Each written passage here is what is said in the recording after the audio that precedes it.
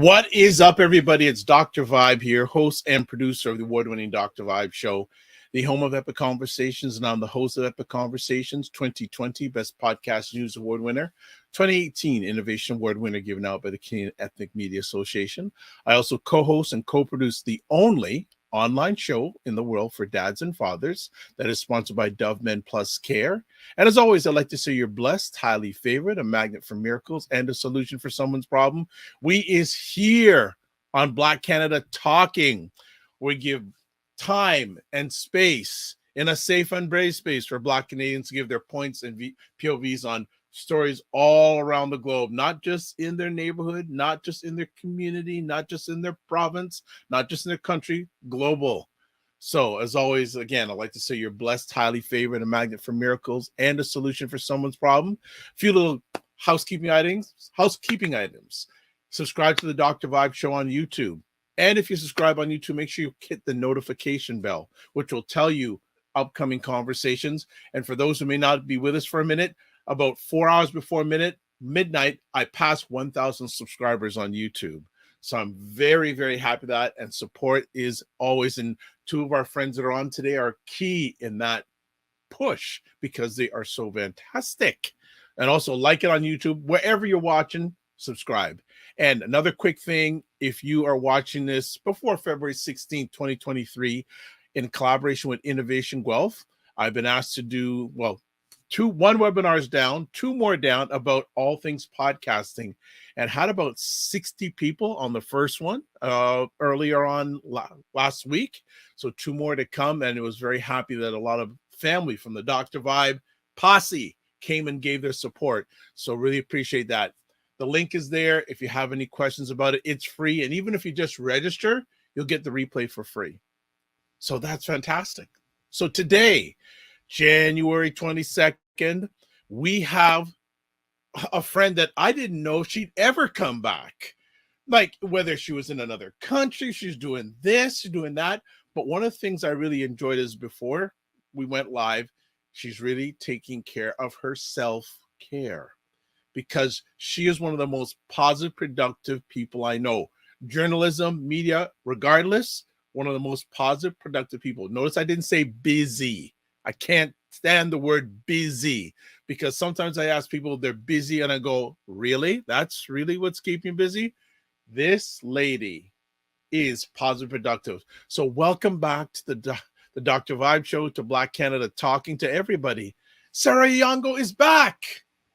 Yes. What? We got you back. Yes. Habari to my Swahili speakers. Bonjour to my fellow Quebecers and French speakers all over the world and across Canada. And hello from the unceded, unsurrendered territory of our amazing Anishinaabe Algonquin people here in Gatineau. I'm so glad to be back. Yeah, I've been gone for. I was gonna say before the show I was gonna document it, but I said no, I don't want to do that. Yeah, I've been gone for a minute. Yes, the self-care thing is very, very, very important. And all my fellow activists and advocates in community, please take care of yourselves. I was also out of the country. I went home because with everything that's happening to Black people here, a lot of us need to go home. And I'm not just saying that because I'm from the continent, but I know a lot of people went to Ghana over the holidays. You saw the American celebrities and otherwise. I saw a lot of people went home to Jamaica. They went to the Caribbean, etc. And that is such a source of nourishment for our souls. Anyway, I'm glad to be here. I can't wait for the discussion. Yes, this is going to be hot. This is going to be hot. How are things at on the radio station? Oh, well, we've been back in the studio since the summer, earlier in the summer. So things are, we're rolling along. Still adjusting to, sort of the hybridness of, you pre-record, you're doing interviews by Zoom. Sometimes you're in studio, you're live, but it's going well. It's going well. Good. Well, really glad to have you back. And yes, when we put up the fist like that, we know who's coming next. Here he comes, Cesar. Cesar, how Hey, there man. my brother, how are you, sir? I'm very good, my brother. I'm very good, my sister. Always a pleasure to see you. Thank you always for having me. Truly an honor every time. Well, it's a pleasure to always have you. How's the Dr. Vi, family? Yes. can I just insert my congratulations to my brother Yes. Cesar Ndema-Moussa on his 2023 Dreamkeepers MLK Day citation for actually Life Achievement Award, not citation, Life Achievement Award. He got the nice glass gold Why have you? Well, engraved. you come on, next time you come on. You got to Yeah, show us that. You you need can't to hide that. yeah, you need to You got show that award, you need yo. to know, because one thing, Cesar, when I introduce myself to Thank you. organizations, I tell them, yes, I'm a two-time Kenyan Ethnic Media Association or whatever, and I show them. I Mm-hmm. show them the award. Mm-hmm. You see, I show them. Yes. So please, Yeah, at some please. point you need to go get it and then bring it and then show it. It's So in the maybe not this museum. I'm broadcast, but the honored, but next one. yes. Congratulations. How did it feel to receive that award, my brother? In the honesty and truthfulness that you know me, and I take for witness my dear colleague and friend Kessia Peters, I am not someone who has ever cared about awards. I will go back to even a teenager, first national kickboxing championship. I didn't care that I didn't have a black belt. I was there for the competition and I won it all. My logic is always to prove who and what I am. It's never been about the gold or whatever you want to call it, the award. But I value it. Please don't misunderstand me, because it's one thing to say all that I've said. It's another thing to be at the event, to have people there, you name, receive it, people applaud you, and people showing you that recognition. So I am truly honored. I am truly honored. Congratulations. Sometimes I'm too Congratulations. much of a stoic for my own good, to be honest with you. But you know what? I can relate to what Cesar is saying. I'm always embarrassed when people announce to me that I've won this award or that recognition or whatever. And it's not false modesty, that discomfort. We do what we do. We just do what we do Yeah, because we feel, we were put here, God put us here for a reason. And our reward is from seeing people benefit from the work that we do, right? But in as I age, I've realized that you know what? There are young people watching you. Mhm, Cesar, I mhm, saw the young men who were there with the coach wow. who received the award. There was a bunch of Top Flight Academy, mhm. which is a great basketball academy, and their coach was receiving an award. They were nominated. He was nominated by them, and they just stood up. And I mean, those young men were watching you, Cesar, and hearing about your work and who you are in the community, etc. Don't minimize that. That's true. It's a seed. It's That's legacy. true. You're It's planting true. a legacy. It's Yeah. very, very true. Thank Um, especially in our environment, we need as many father figures, whether Mhm. biological or non-biological, as possible. So I know you don't take it lightly and you're very humble, but please know that you matter. thank you. I'm honored. I have my mentees repeat that to me, but it's not that I even try to minimize. I just always, in staying true to my principles and my heroes, as you see behind me, Yeah. I always try to tell myself how true. And I mean, it's used today as an insult, but really it's a black thing. How woke am I in action as to my words? Mhm. Because ultimately, they say the value of a person is in terms of what they left behind in terms of emotions. To that, I also had the value is also in terms of the actions. So something I noticed since my early days of activism as a teenager and early 20s is that A lot of people talk, but very people walk, and even less people are there when it's hard times. You know, the award, National Lifetime Achievement Award, and for Martin Luther King Day Jr. Day. Martin Luther King, our great hero, had this saying in terms of how uh, I may be quoting wrong, but the vast majority of Black people will never fight for the struggle, but they will reap the benefits of it. I choose to be in the few. I'm not trying to be a martyr. I'm not trying to repeat or redo what XYZ has done in the past. No, I believe in staying alive. I believe in trying to be, trying to be there old with your family and seeing your grandchildren, etc. Totally stay alive, but stay alive. And in Pan Africanism, we have this saying. So people hear Pan Africanists, the Kamit, the Hoteps talk about the ancestors. There's a little nuance. It's not to the ancestors, it's to the deserving ancestors. Mm, I live to be a deserving ancestors. I Those like heroes that. behind me were deserving ancestors. Sarah, you know the expression in terms of how in Africa, pretty much on the four corners of Africa, that expression that says, that popular saying that says, um, every time an old person dies, it's a library that Library. dies. Hmm. The truth is, it's not all of them who are a library worth keeping. Some of them, some of them were libraries that were corrupted. And this is the type of African philosophy we need to bring forward so that, like I said, I'm a Stoic.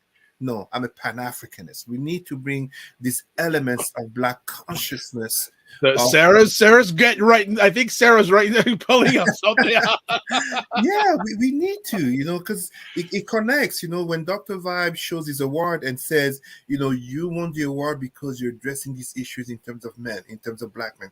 Somebody out there is listening and be like, hey, there is something that relates to me. When Sarah is saying we need to reconnect and go to the motherland, and she really specifies, it's not because I'm born in the continent, it's because we are Black, aka to be somewhere where people don't look at you as a stranger because of your dark skin.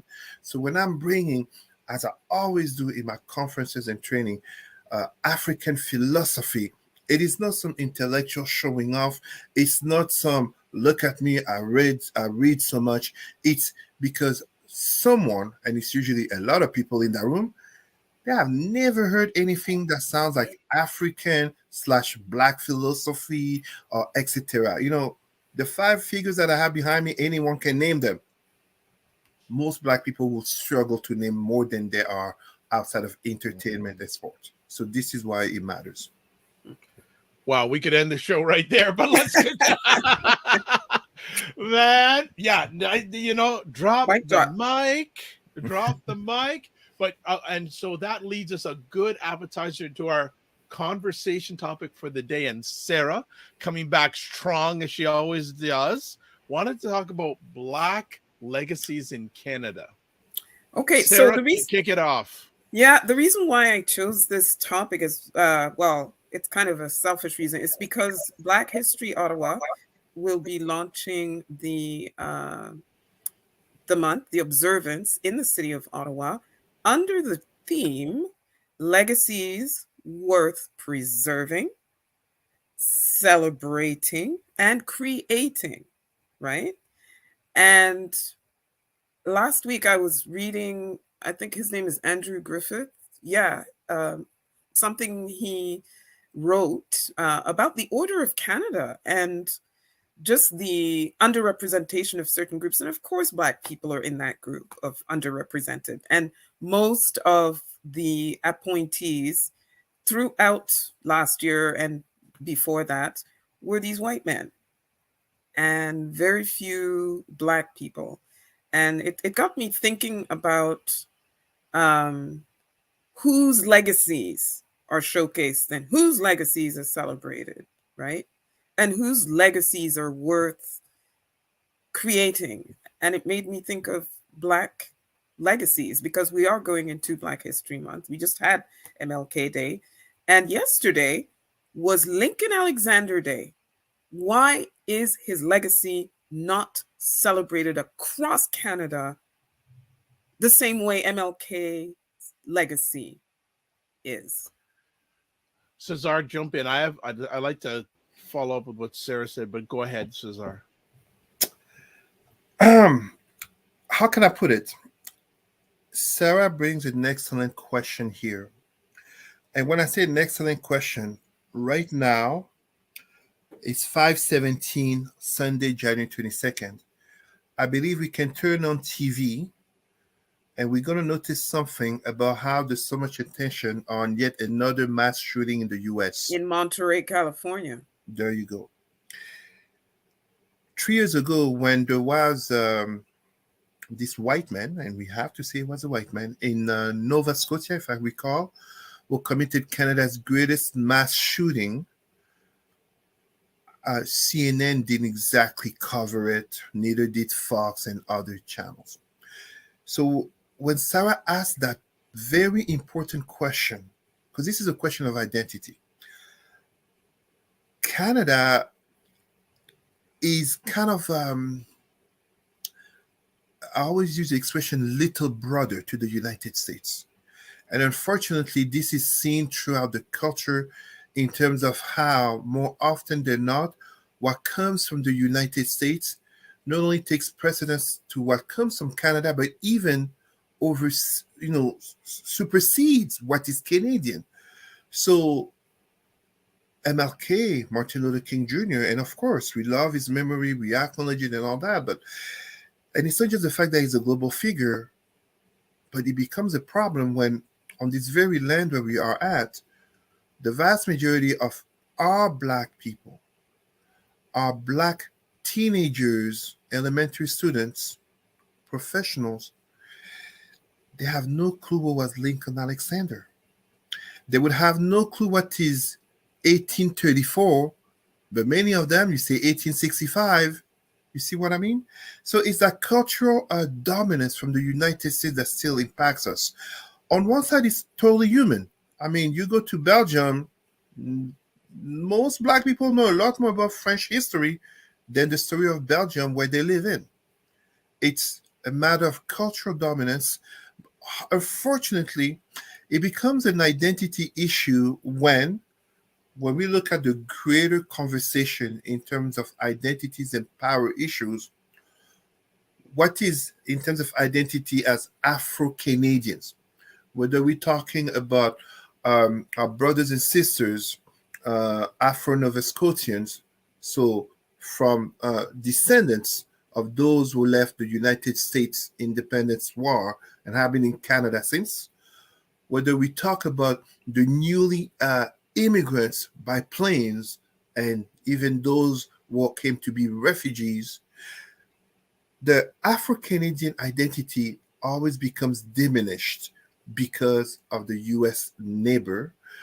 But by default, what also happens is that they become unable to truly stand for their own rights and for their own advocacy, because the white dominant majority, you can, if Black people don't know and advocate for Lincoln Alexander, what do you think is going to happen with white people? And that's not a jab at them. It's actually a jab at us, aka Lincoln Alexander stood up for Black Canadians. Question. We have so many heroes of Black history in Canada. Yet, from my experience in conferencing in high schools and professionals, I doubt that most Black Canadians could name 5 Black Canadian heroes. But they can easily name 5, 10, 15 American heroes. Yeah, and we can't blame the schools all the time. You know. Well, so Sarah, you were reading my alleged mind. I was going to follow up with what you shared with us in that. Whose responsibility is it for us to know our Black Canadian heroes? Okay, so I belong to a historical society, Black History Ottawa. So obviously we are on the front line of that, and we need to be more aggressive, because I think that's also, it's not so much that nobody's doing it, it's the level of aggression with which we're doing it, the energy with which you're doing. By the way, I would like to acknowledge and shout out Rosemary Sadler. Rosemary Sadler is one of those people who pushed and got Ontario to have Lincoln Alexander Day and helped get Lincoln Alexander Day nationally, as well as Black History Month, as well as Emancipation Day, etc., etc. So we need more Rosemary Sadlers, like multiply these people. And when they put themselves out there, we need to be behind them, because it's very lonely trying to get these national observances and recognitions. It really, really is lonely. The people who do the lobbying, and they don't always get the support from their own Black community.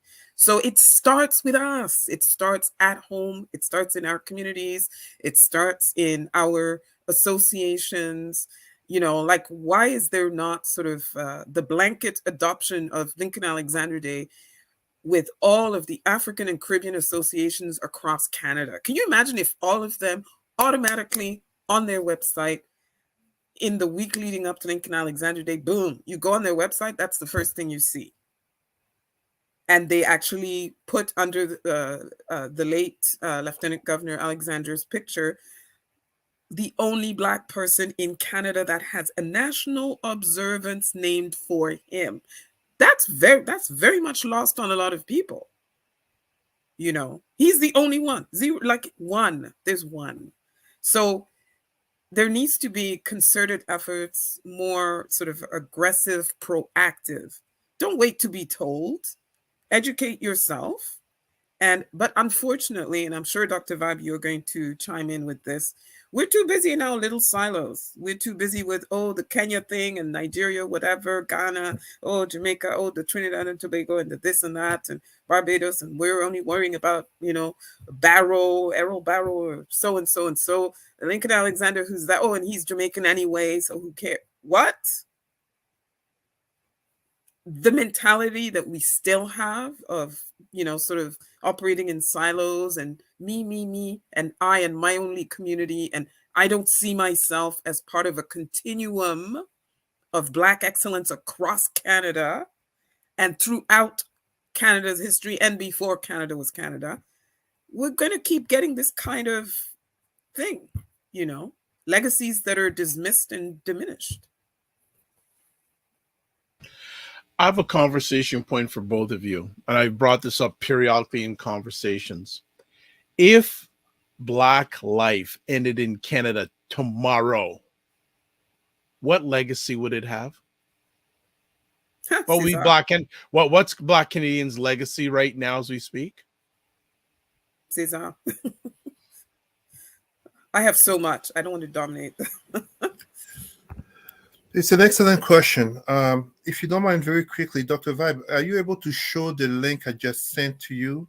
Because to answer that question in terms of future, I have to answer quickly in terms of the present. So your previous question, the responsibility in terms of bringing forth that Black Afro-Canadian history is actually on two levels. On the individual levels, where it starts at home, the families educating their children, such as they do in terms of, how to address the police, knowing about Black history, such as Malcolm X, Martin Luther King, the Black Panthers, but as well, Shaka Zulu and, anti-colonial resistance.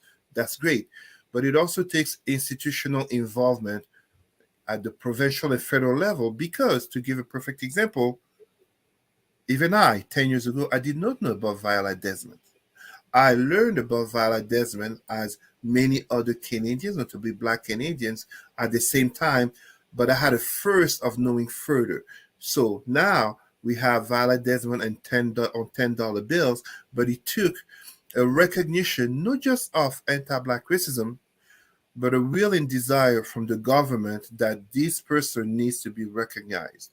So just as, for example, we do that recognition in terms of, the third Monday of January, Martin Luther King Jr. Day. That's great. and it's adopted in many countries. In Canada, January 21st, 2023, should be recognized and acknowledged, if nothing, in the schools in terms of Lincoln Alexander Day. So then when we talk about Black legacy in terms of Canada, if Black people kept to disappear, uh, it's a little bit complex to say, but on one side, we don't have a critical demography. Blacks in Canada are less than 4%, if I'm correct by my statistics, beginning 2023.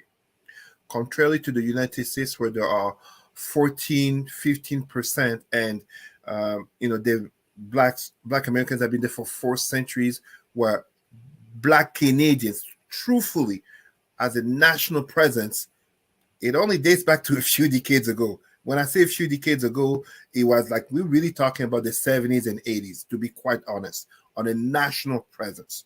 There's been Blacks in Canada before, but on a national presence of Blackness, it's not like in the US. We need to basically be able to recognize Black Canadian presence beyond the entertainment, beyond the sport. So we can talk about the Raptors, we can talk about Drake, we can talk about Vince Carter, an American. We can talk about Bruni Surin, Donovan Bailey, etc., etc. And that's good. Please, it's never against entertainment, but it's to say that we are so much more than just entertainment. Because the problem is that if we become only known in terms of the cliches, the entertainment, the consumerism, the religion, it makes it that much easier to erase us because we become cliche.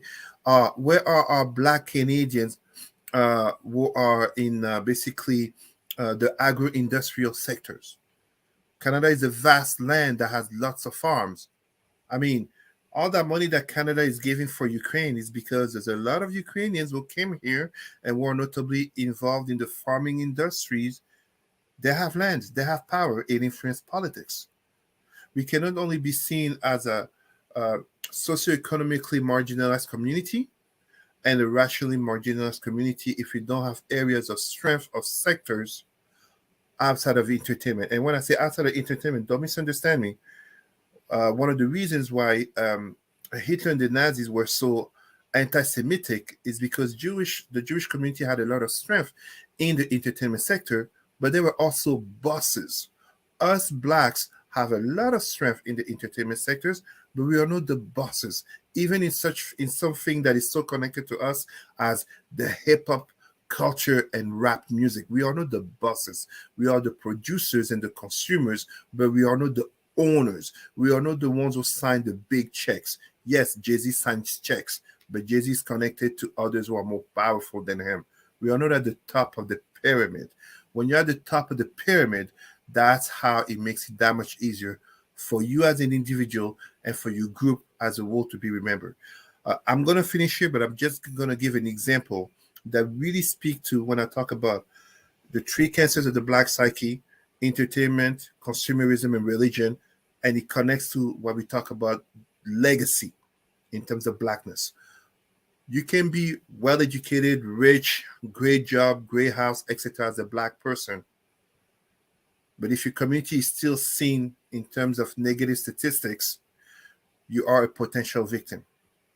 Meanwhile, on the opposite side, you have other communities that obviously have people living in poverty, people who are uneducated, etc., etc. But they are shielded a lot from racism and discrimination because the group as a unit is seen as strong.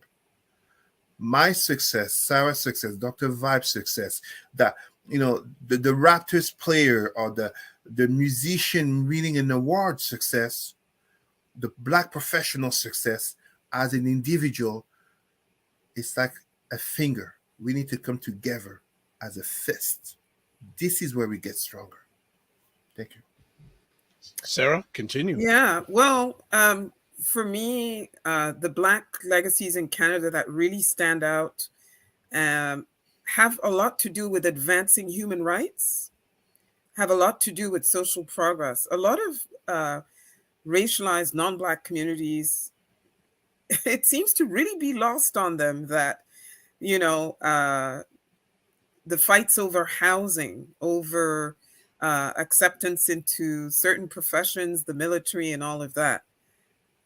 Very often, some Black people had to go there and endure the humiliation, the rejection, had to physically, in some cases, fight, had to sue, had to go before the Supreme Court, Donald Moore had to help change the immigration laws, right? The number 2 construction battalion with the military, um, the treatment even of our athletes. You're talking about sports, but the treatment of our athletes as well. Very often you will find that there were some Black people on the leading edge of fighting for rights and recognition and fair treatment. Unions. There's a reason why Canada's labor movement reveres someone like the late Stanley Grizel. Why? Because he teamed up with the likes of A. Philip Randolph to advance workers' rights. He was a Black man, okay, who died even recently. So he was living history until a few years ago. However, that's not put to the fore beyond Black History Month. You know what I'm saying? So, for example, when there's Labor Day or something, I'm sorry, we should all be talking about all of our Black, labor activists, past and present, and putting them out there big, big. We have to be aggressive. And that's one of the problems, like I said earlier, about we're not aggressive enough about showcasing consistently. Yeah, we showcase during Black History Month, and once February's over, we're done. We move on to the next thing, right? But I'm gonna bring up something interesting here, because at the beginning of our conversation, yeah, we talked about awards. Yes. And my co-hosts on the Morning Vibe, which is on Monday mornings at 9 a.m., Monday and Friday mornings at 9 a.m. Eastern time, the awards ceremonies are just a dime a dozen. Do they still have value when it comes to Black legacy in Canada? You know what? I think they have their place, especially the ones that are mainstream, the ones that are, when I say mainstream Black, I mean, the national ones, the ones that are linked to a specific sector, like CBTU Awards, Baby Pierre Awards, Gala Dynastie in Quebec, the national ones. The association ones, they matter for the people who are part of that community. You know what I'm saying?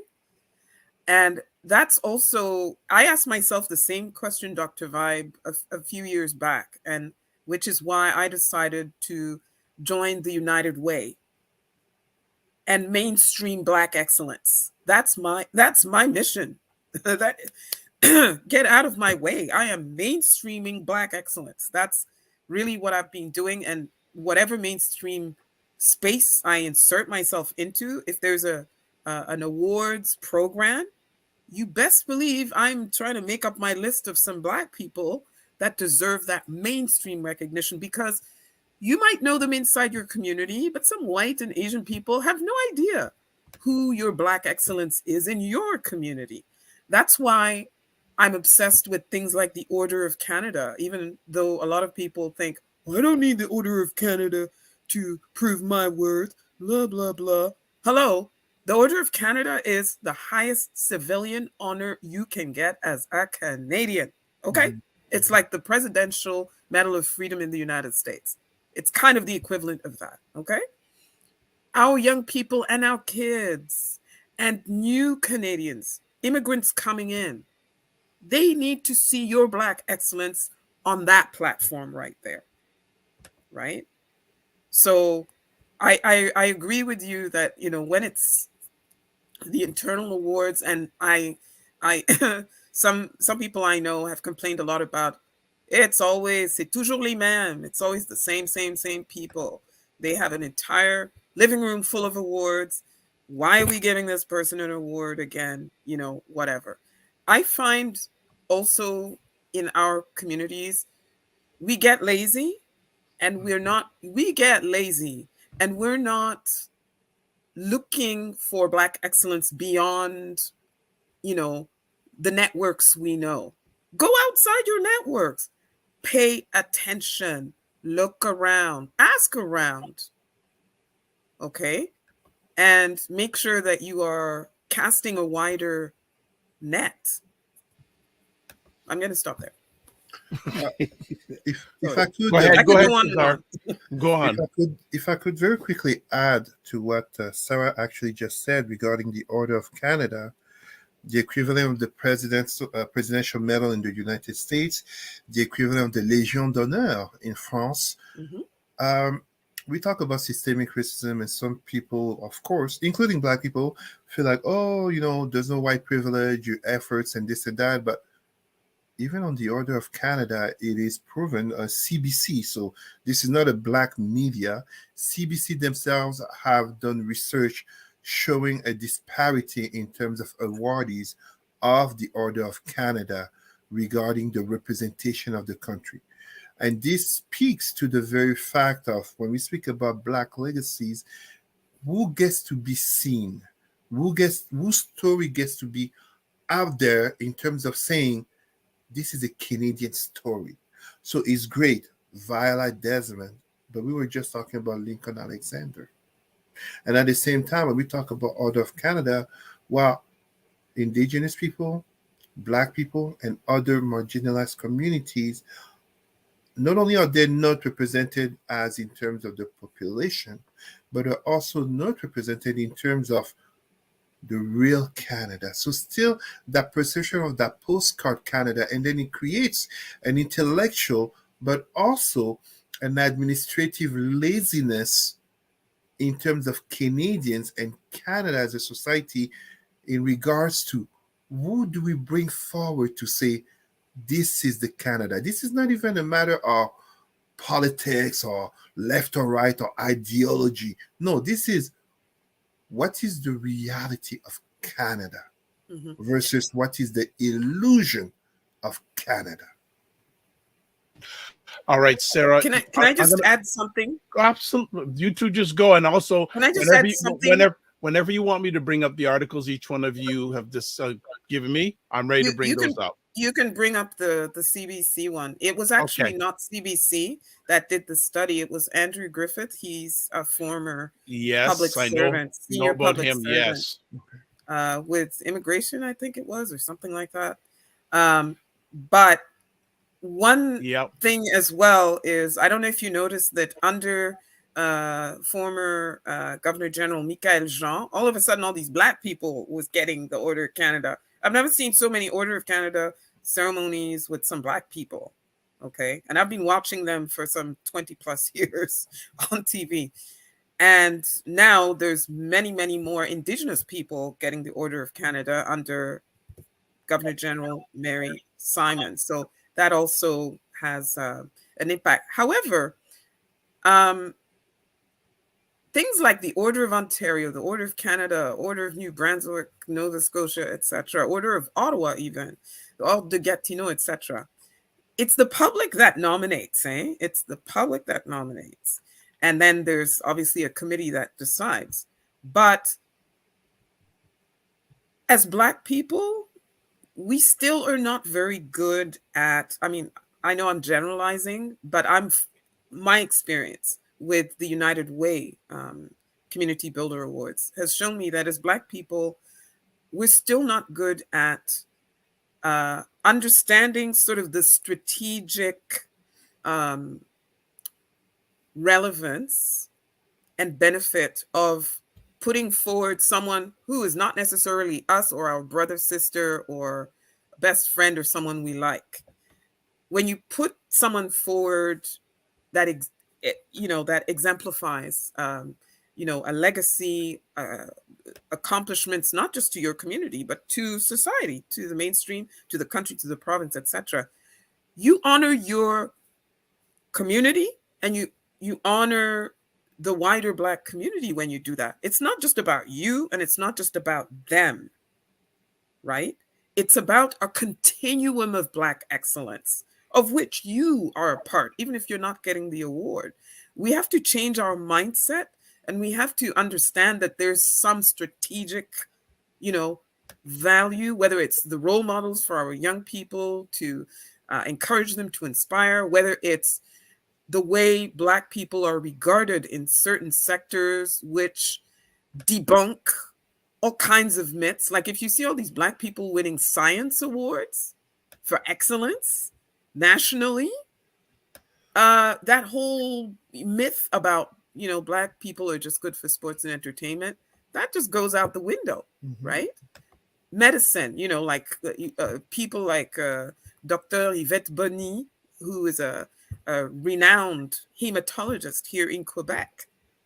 Hello, where's her Order of Canada? She has saved many lives, okay, with her research and her methods in hematology.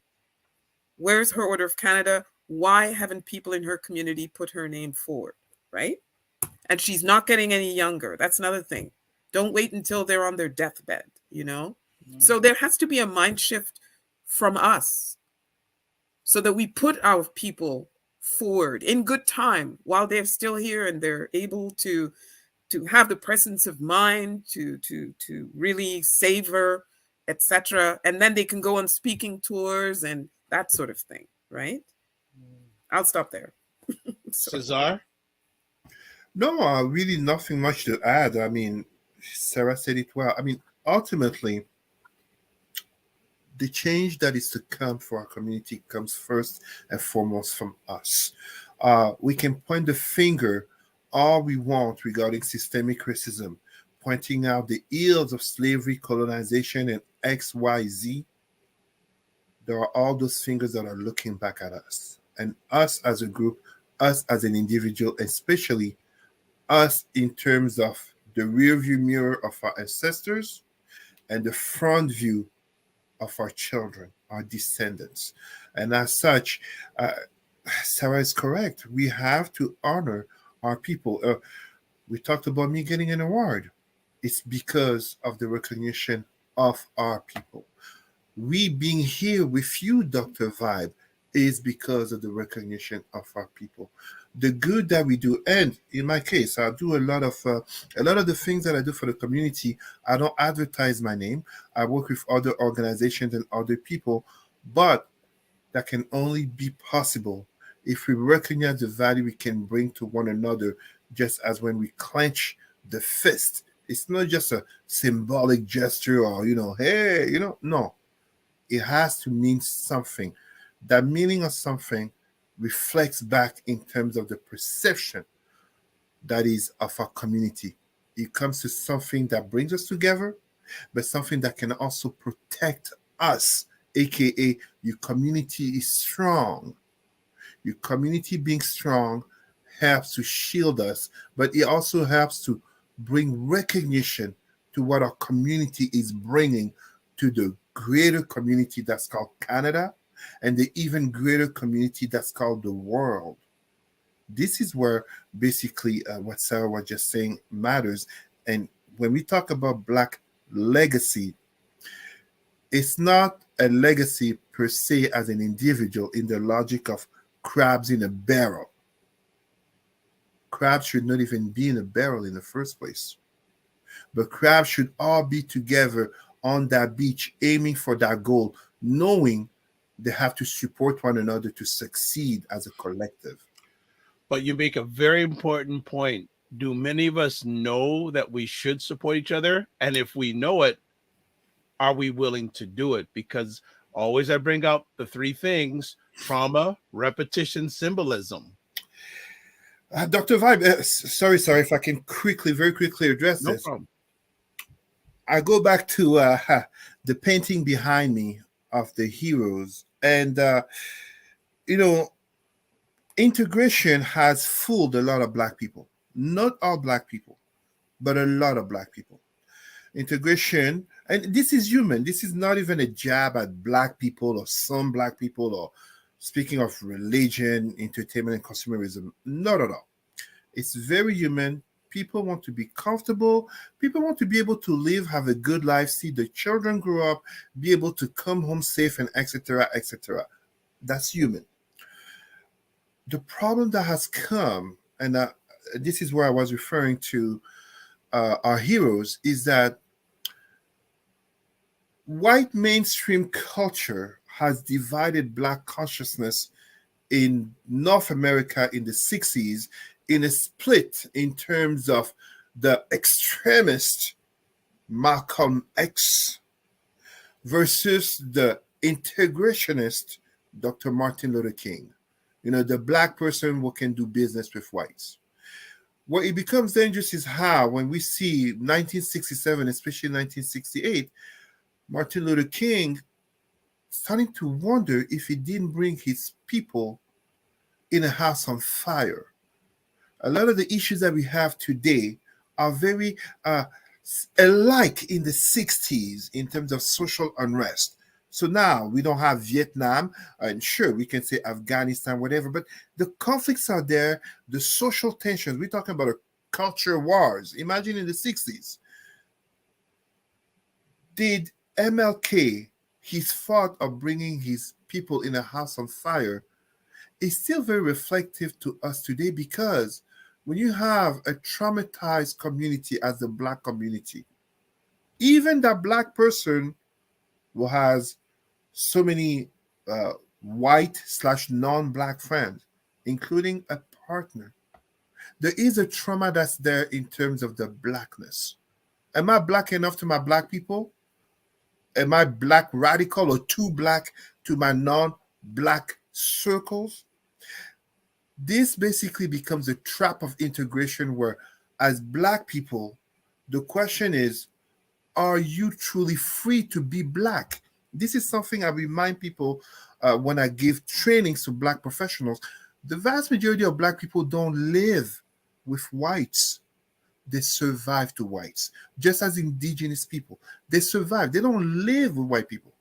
They live in a reality in which, if I take the book, it was right here, Peau noire, masque blanc, black skin, white mask, and where some have come. I'm just picking books right here on my shelf. Some, you see this book, Passing. Some who are able to pass, to be more comfortable, they do it in a survival, because it's always that survival instinct. I'm not saying each and every Black person out there is not comfortable in the skin. That's not the question. But it goes back to that meme on the internet. We have to take example from social media in our age. If you really think you have white friends, bring up slavery, colonization, systemic racism, and see the reaction. Because it's not just going to show if you really have white friends, aka if you really have friends who happen to be white, it's also going to show to what extent are you comfortable in your Black skin, aka to what extent are you comfortable in your authentic truth about being Black, no matter your intersectionalities.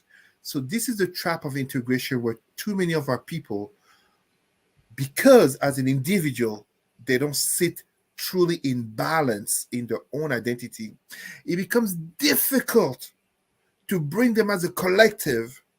And the collective is not just because there's other people around you. It's very psychological. The collective is, even if I am alone in that room, the only Black person, is my fist raised?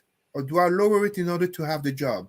Do I lower it because I'm attracted to this attractive non-Black woman or non-Black man? Do I lower it because I want to fit in this social circle?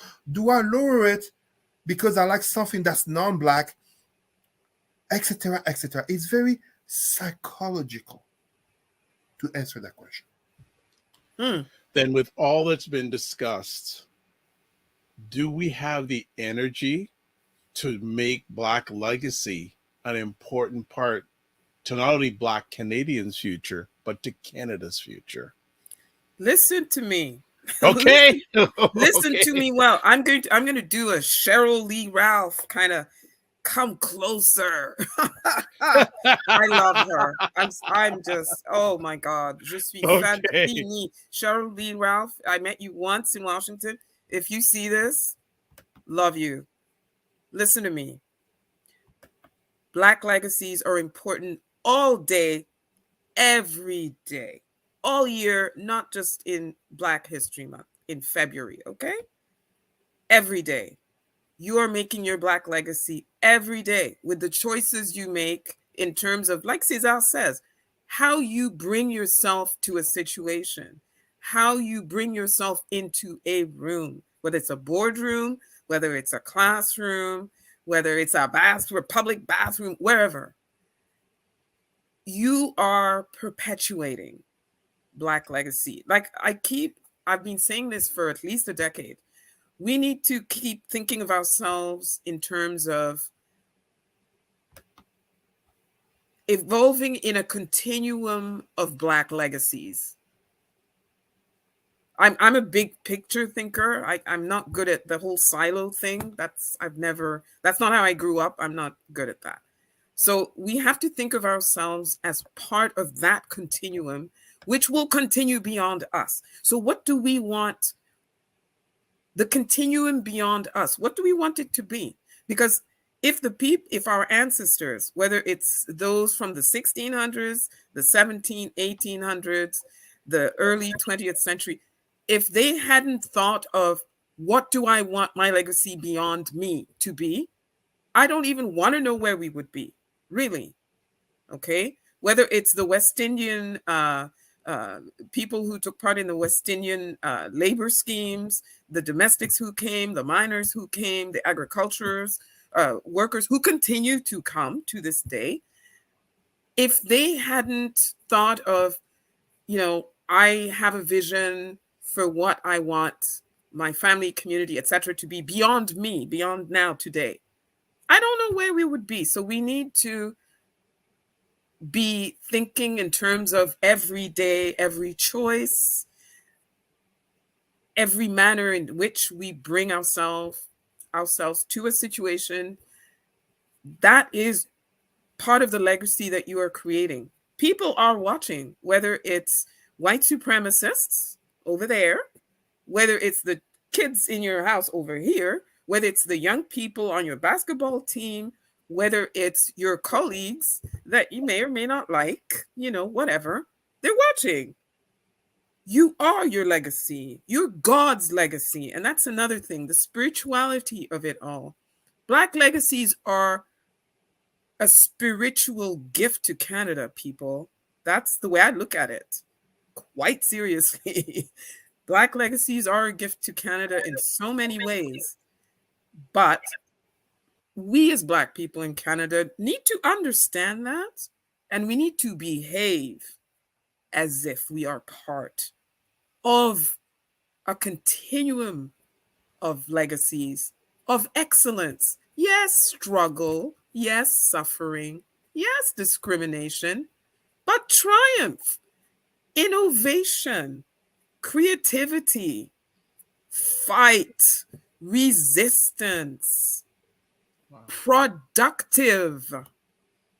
We've produced, whether we've taught in classrooms, whether we've saved people's lives as personal support workers, doctors, nurses, whether we have created a legacy on film. Hello, Jennifer Holness and her husband. Yes, and Dr. Vibe. What we're doing here is part of a legacy of excellence in Black media. Camille Dundas, Roger Dundas. Okay, so everything you're doing is part of a Black legacy, not just in Canada, in this world. Take care of it, nurture it, celebrate it, share it. Wow. Anything else you want to add, Cesar? I think that's just anything you want to add before we close out, Cesar? No, Sarah said it very well. Yeah. I just repeat, whether we are walking individually or we're walking in group, and when I say we, I just have to say it to make sure for people who have trouble of hearing and understanding. We is all shades of blackness and all intersectionalities of blackness. We always walk and breathe with in the rear view of our ancestors. Our ancestors were not just slaves nor colonized. The vast majority of our history was glorious and free, with struggles, wars, conquests, achievements, and innovations like all peoples of the world. We live in this present, which is better than 50 years ago, which was better than 50 years prior. But we have to make it so that not just in 50 years, but 5 years from now, 2 years from now is better for our children and our descendants. Basically, as me winning an award, but me being on this show and me as anyone every day, there is a passing of the baton, a passing of the baton in terms of you are next to continue this legacy. Mm-hmm. This is what it's about. Mm-hmm. And in your case, Dr. Vibe, something that a lot of people, and it really saddens me because the misinformation, I'm not saying, I didn't say miseducation, but the misinformation that comes too visible in our Black community makes it that our people tend to lack a strategic and long view of issues to come. When Dr. Vibe has a show and we happen to come on the show online, this is something that has a potential of still being accessible, not just next week, not just next month, years and years down the road, and can help someone. It could even be a non-Black person, but it can help someone in their struggle. Last but not least, there was a great man. He's dead today, but there was a great man. He was Asian from Vietnam. His name, Ho Chi Minh. Yes. He wrote himself in his book that being in the United States in the 1920s during his trip, he heard the speech of a Black man he knew nothing about. But he wrote the name of that Black man, Marcus Garvey. Decades later, Vietnam War, Ho Chi Minh wrote himself. He didn't hate the French, he didn't hate the Americans, but he wrote, among things that inspired him, there was that Black man in the United States by the name of Marcus Garvey. I can't make it up. I can't make it up. Dr. Vibe, Go ahead. if I Go may, ahead. Go ahead. one legacy, a group of legacy creators, preservers, and celebrators that I'd really like to acknowledge. 100 accomplished Black Canadian women, Dr. Augustine, Donna Jones Simmons, and Dr. Denise O'Neill Green. Oh my God. Though that group right there, those ladies are all about the excellence of Black legacy, preserving and celebrating, showcasing, etc. You now have a reservoir of some 500 Black women exuding excellence in a myriad of fields that any kid, professional, whatever, they can go in there and find all these people that the media and the mainstream claims don't exist. Sarah, you are part of those women. I know. Yeah, thank you. Yeah, so you And that's give why I yourself flowers support. too. That's Yes. why I support initiatives like that, where they make it accessible for time immemorial beyond them. That's big picture thinking, and that's thinking beyond your current immediate legacy. I'd like to see many more initiatives like that. On the point, that is the end of this episode of Black Canada Talking. I'd like to thank Sarah. You're back. I hope you don't disappear on us for a little while. And Cesar, thank you as always. Sarah, where can people get in touch with you? I'm on Black 891 at hotmail.com. Black on Black is the show that I co-host and co-produce on CHU 89.1 FM every Saturday from 11 a.m. to noon Eastern Time, North American time. Excellent. Cesar? I am still reachable. Facebook is getting suspicious. I haven't been blocked in a while, but it's a good thing. Facebook, Cesar Remy, Rimy, Emery, Emery. For those who wondered the names, Emery is a tribute to Patrice Lumumba, who was assassinated a few days ago in January, and Remy is a tribute to arguably the greatest pharaoh, Remy Sissu II, aka Ramses II. And last but not least, was it an hour and 15 minutes ago, I officially became certified in religious trauma. And we have to remember, thank you so much, we have to remember it's not about bashing religion, aka Christianity, Islam, because of slavery colonization, but we have to recognize there's a lot of spiritual abuse in the Black community, whether it be psychological, financial, sexual, and notably upon the vulnerable ones, aka the elderly, but especially our women and children. You can count on me as I speak of the three cancers of the Black psyche: entertainment, consumerism, and religion. You know me, you can count on me to address it very frontally. Thank you so much. Thank you to both of you. I'm looking forward to more epic conversation in 2023. And Sarah, we're going to keep an eye on you. We don't want you to leave again, unless you have to. And again, for self-care too. All right. Thank you so much, both of you. Thank you again. Thank you, Cesar. Excellent as always. Hey, epic conversation. I don't have too much more to share, but this. You can see on the bottom, you can watch replays of Black Canada Talking at the Dr. Vibe Show on YouTube, Facebook, and LinkedIn. Also, you can go to my website, thedrvibeshow.com, and catch replays there. Also, as I said at the beginning, subscribe wherever you're watching this, particularly on YouTube if you wish, but wherever you're watching this, subscribe. And on YouTube, also hit the notification bell. If you're watching this before February 16th, 2023, you can register at that link right there. I'm doing webinars on how to launch a podcast. And then finally, if you'd like to promote your business or service on the show, please contact me at dr.vibe at thedrvibeshow.com. As always, I'll leave with this. Live your life as a dream. If you can dream it, you can make it. Sometimes you have to get small to get stronger. Block assumptions, then aim bigger, aim better, aim higher, aim wider. Love, faith, and respect. Remember to give yourselves grace. And don't just manage your time, manage your energy. And we are gone. See you soon.